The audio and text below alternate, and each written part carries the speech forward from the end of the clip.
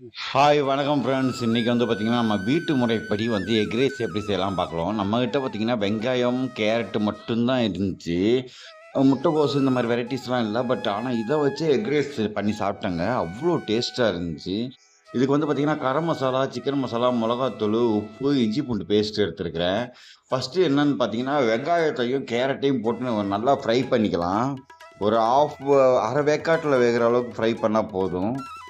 நல்லா போட்டு ஃப்ரை பண்ணிக்கிட்டு, அதுக்கப்புறம் பார்த்தீங்கன்னா, 3 முட்டைய வந்து இதுக்கு நான் உடைச்சு ஊத்த போறேன். 1 முட்டை,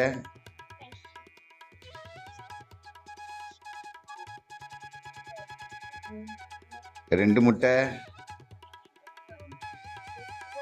அடுத்து பார்த்தீங்கன்னா, நம்ம 3வதா இருக்க முட்டையும் உடைச்சு ஊத்திடலாம்.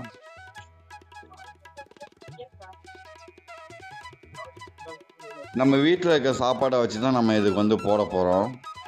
அது தனியா வந்து அவங்கவங்க விருப்பத்துக்கு ஏத்த மாரி ரைஸ் துளசி அரிசியோ, இல்ல பாசுமதி அரிசியோ இருந்தா கூட ரெடி பண்ணி போட்டுக்கலாம்.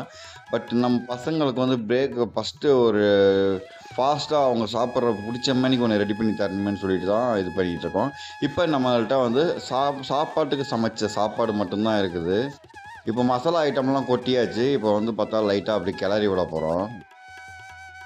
அடுத்து பார்த்தீங்கன்னா, சாப்பாட்ட வந்து அது மேல போட்டாச்சுங்க. மேல போட்டுட்டு அப்படியே மெதுவா அப்படியே பொறுமையா கிளறிட்டு இருக்கணும். நம்ம சாப்பாடுங்கிறதுனால இவ்வளோ பொறுமையா கிளறணும். இல்லன்னா வந்து அப்படியே ஜாம் ஆகி கொஞ்சம் ஒட்டிக்கும். பொறுமையா கிளறி விட்டுட்டுருங்க. அவ்வளோதான், தட்டுல மாத்தியாச்சு.